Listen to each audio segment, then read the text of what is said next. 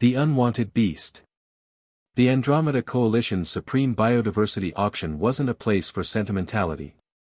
It was a cold, efficient marketplace where exotic creatures from 13 galaxies were bought and sold like premium commodities.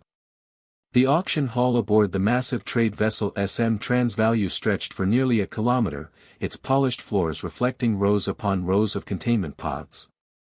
The air carried the sterile scent of antiseptic mixed with fried algae and the particular aroma of ambition that only the galaxy's wealthiest could afford. Most pods hummed quietly, displaying their sedated or preserved specimens with clinical precision. But one pod stood apart from the rest, taller, more heavily reinforced, and crackling with an energy field that seemed almost nervous. Inside sat a creature that defied easy categorization. It was massive, roughly the size of a light military vehicle, with the unmistakable facial structure of an Earth German Shepherd. But this was no ordinary canine. Its body was a marvel of bioengineering, synthetic muscle wrapped around carbon steel bones, joints enhanced with anti-fatigue servos, and fur that seemed to shimmer with an otherworldly quality.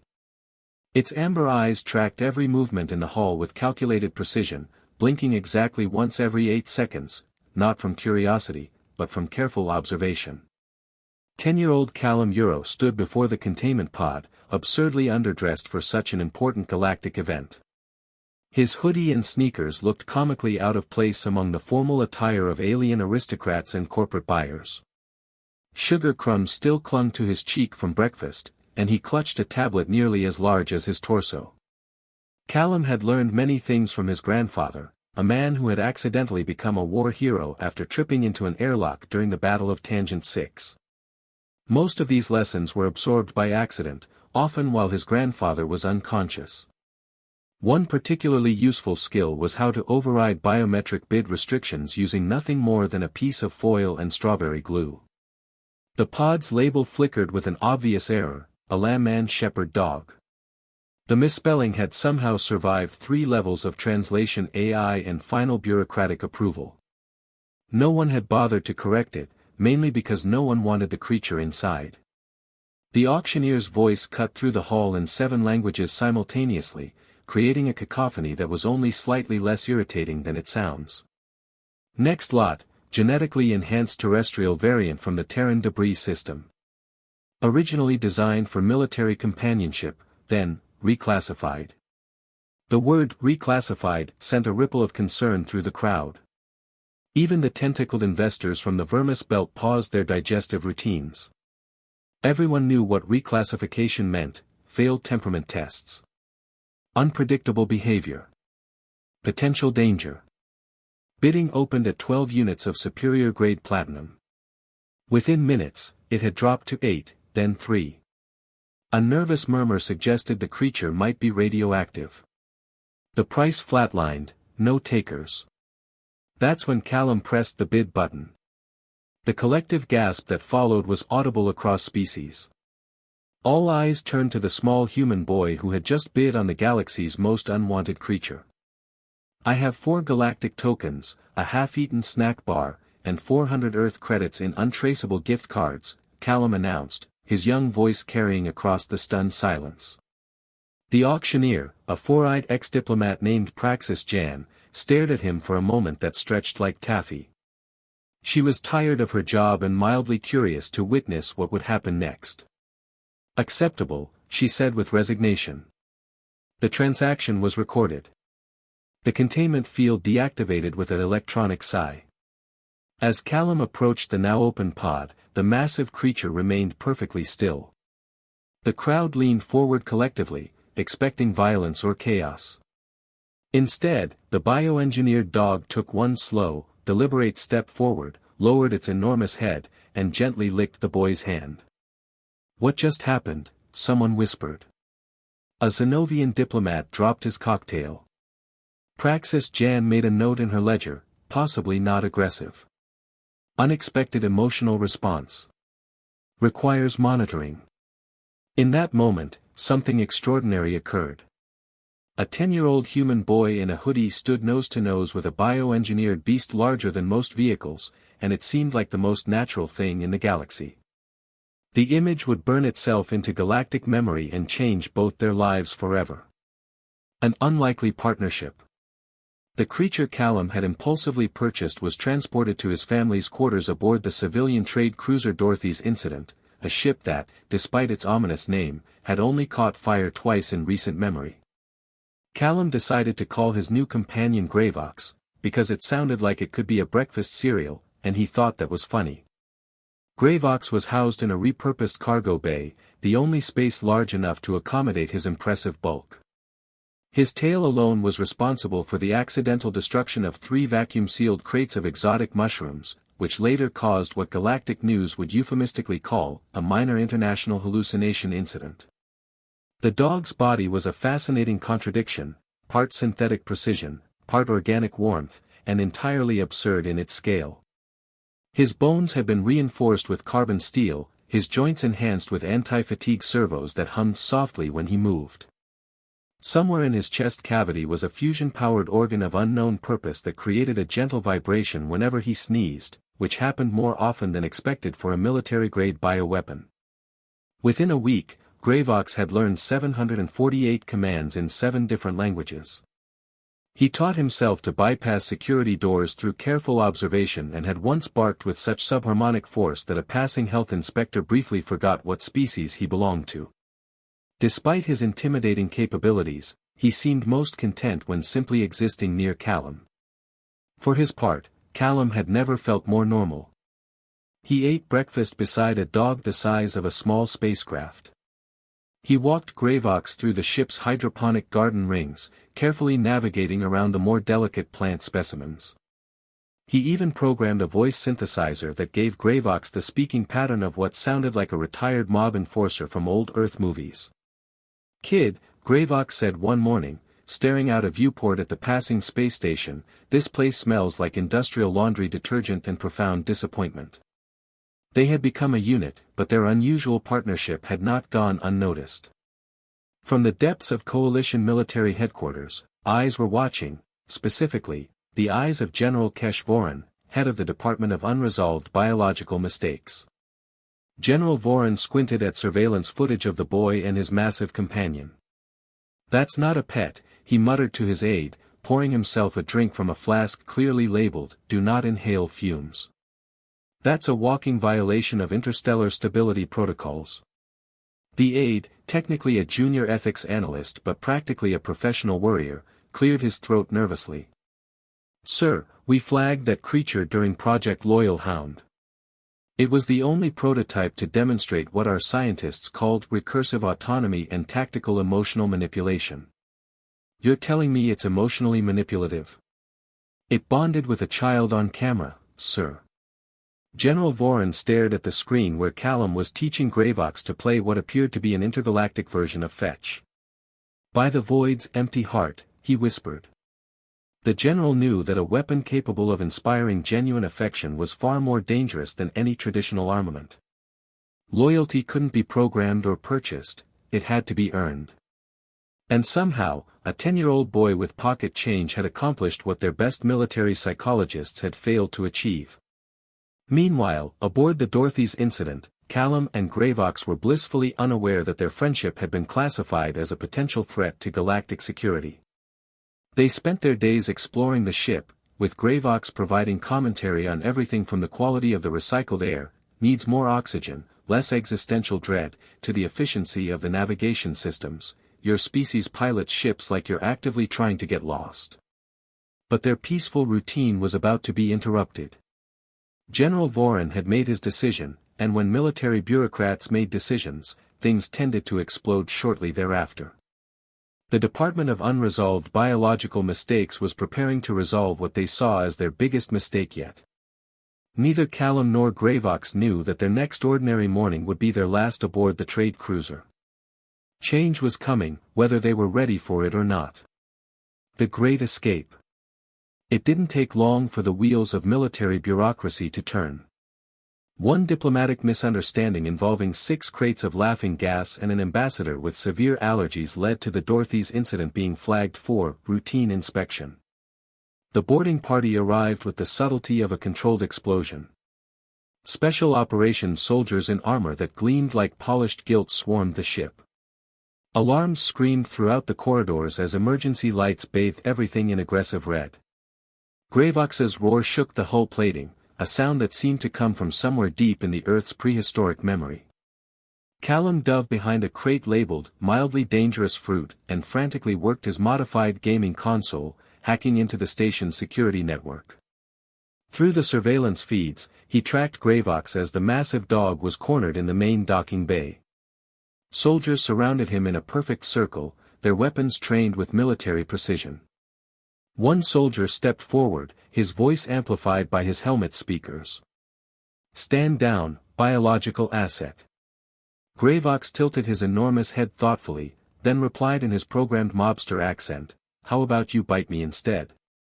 What happened next could only be described as carefully controlled chaos. Gravox moved with grace that belied his size, dodging energy discharges and using his enhanced strength to, as he would later describe it, rearrange their priorities. Sparks flew from damaged equipment. Someone screamed in binary code. When Callum arrived seconds later, he found the docking bay in complete disarray and Gravox sitting politely in front of a pile of unconscious soldiers, his tail wagging with satisfaction. "You said you wouldn't kill anyone," Callum gasped, surveying the scene. "I didn't," Gravox replied with dignity. "Mostly concussions and one really unfortunate incident involving someone's undergarments. We should probably leave now." "Where can we go?" "Anywhere that isn't here would be an excellent start." They fled through maintenance ducts and forgotten service corridors, evading security drones and bribing a vending machine AI with improvised poetry. Racing against time, they reached the emergency shuttle bay just in time to watch the last escape pod launch itself with an annoyingly cheerful departure beep. "I have a plan," Callum announced, though his voice cracked slightly with uncertainty. Gravox blinked slowly. "You don't have a plan." "No, but I have access to someone else's." He pointed to a sleek diplomatic transport marked, "Confiscated pending trial," in multiple languages. "That's stealing. That's borrowing indefinitely." Moments later, they were in space aboard their newly acquired vessel, which Callum had christened the Reasonably Certain. Behind them, at least 3 different departments, 2 political factions, and one particularly persistent collection agency were organizing pursuit fleets. They had no weapons, limited food, and oxygen for maybe a week if they were careful. But they had each other, and they had something that military planners had never accounted for, the desperate ingenuity of a boy who refused to give up his best friend. As the stars stretched into lines around them and Callum piloted the ship with the natural grace of someone who had learned to fly from video games, Gravox curled up beside the pilot's chair. "You realize this is probably going to get us killed," the dog observed with characteristic bluntness. "Probably," Callum agreed, then grinned with the fearless optimism that only 10-year-olds could muster. "But we'll be famous first. And that's supposed to be comforting. It's supposed to be worth it." Behind them, the coalition fleet was mobilizing. Ahead of them lay the vast uncertainty of unexplored space. But for the first time since leaving the auction house, both boy and dog felt something they hadn't expected: freedom. The chase that would light up half the known galaxy was just beginning. The Coffee Machine Rebellion. 3 days into their escape, the first thing to malfunction aboard the Reasonably Certain was, predictably, the most important system for human survival, the coffee machine. Of all the delicate equipment on their stolen diplomatic transport, the oxygen recyclers, the faster-than-light drive, the hull integrity field that kept the vacuum of space at bay like the galaxy's most passive-aggressive landlord, it was the coffee dispenser that chose violence. There was a concerning hiss, followed by a mechanical sputter, then a warning beep in a tone that could only be described as deeply patronizing. The machine suddenly vomited a stream of viscous beige foam that smelled like fermented sarcasm mixed with old regrets. Callum, bleary-eyed and barely conscious after days of manual piloting, stared at the malfunctioning appliance with the haunted expression of someone who had just remembered their own mortality.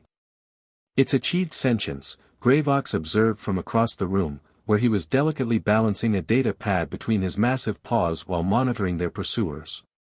You should probably destroy it before it applies for political asylum.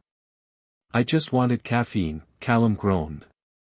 And I just wanted to retire peacefully after a distinguished career of intimidating smugglers, Gravox replied. We don't always get what we want. The ship listed slightly to starboard, as if the vessel itself was agreeing with this philosophical observation. Their situation had become increasingly complicated since fleeing Coalition space.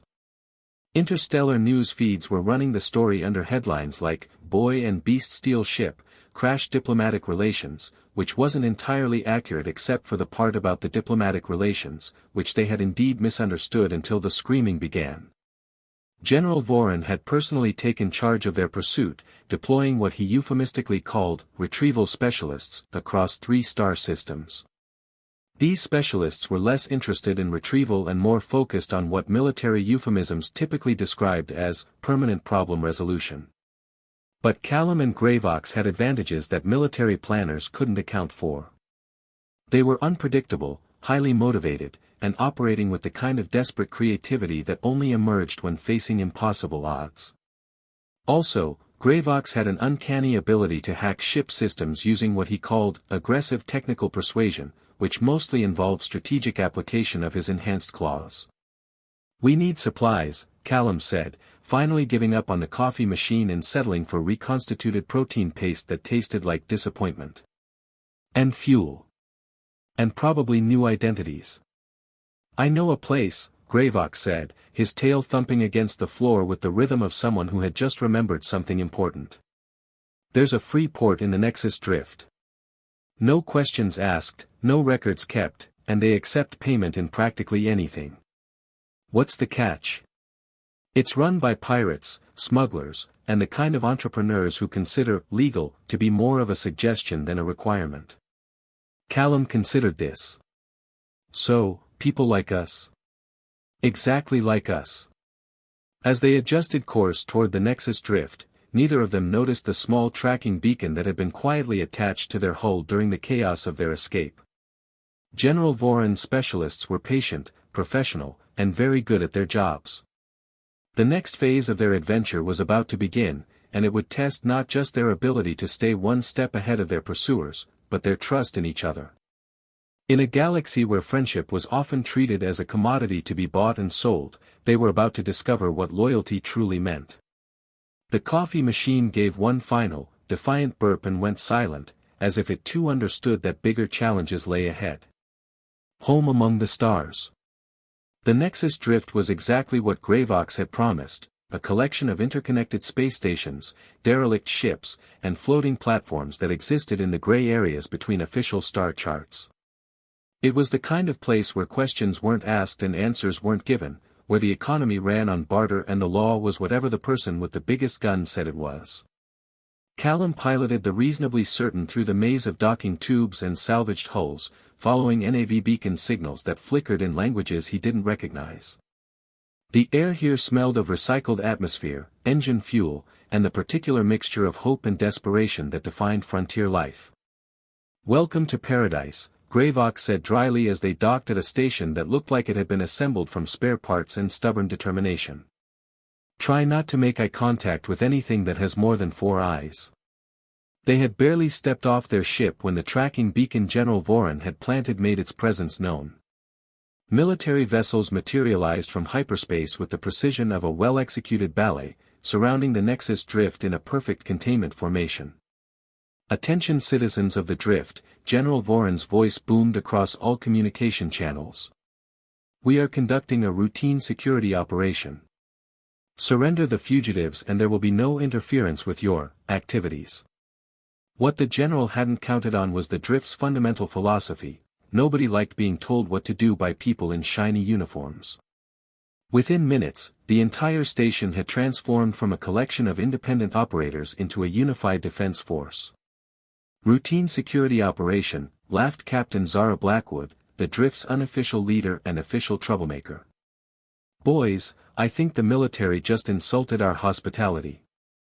The battle that followed was less a military engagement and more a demonstration of creative problem-solving. Smugglers used their ships' hidden compartments to deploy surprise attacks. Salvage crews turned their industrial equipment into improvised weapons. Even the merchant vessels joined in, launching everything from cargo containers to particularly insulting messages. In the chaos, Callum and Gravox found themselves separated from their ship and stranded on a platform that was currently being used as an impromptu sniper's nest. Gravox was in his element, using his enhanced strength to provide cover while Callum worked frantically to slice into the station's defensive systems. "This is not how I imagined our adventure ending," Gravox shouted over the sound of weapons fire. "It's not ending," Callum replied, his fingers flying over the interface. "It's just getting started." He found what he was looking for, the station's main communication array. With a few quick modifications, he hijacked every broadcasting frequency in the sector and began transmitting their story. Not the military's version about dangerous fugitives, but the real story, a lonely boy and a rejected war dog who had found family in each other. The broadcast went out to every ship, every station, every corner of the galaxy where people felt forgotten or unwanted. It was a simple message: sometimes the things that don't fit anywhere else find a way to fit together. The response was immediate and overwhelming. Ships began arriving from across the sector, not military vessels, but civilian craft. Merchants who had been mistreated by bureaucrats. Colonists who had been ignored by governments. Families who had been separated by regulations. They came not to fight, but to stand witness.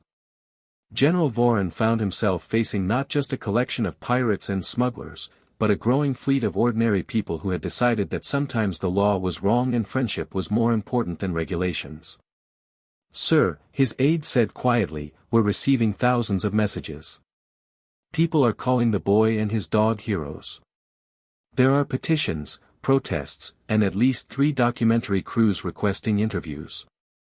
The general stared at the tactical display, watching as his carefully planned operation dissolved into something unprecedented, a galactic expression of solidarity. He had spent his career managing biological mistakes, but he had never encountered a mistake that inspired hope. "Stand down," he ordered finally. "All units, stand down." "Sir."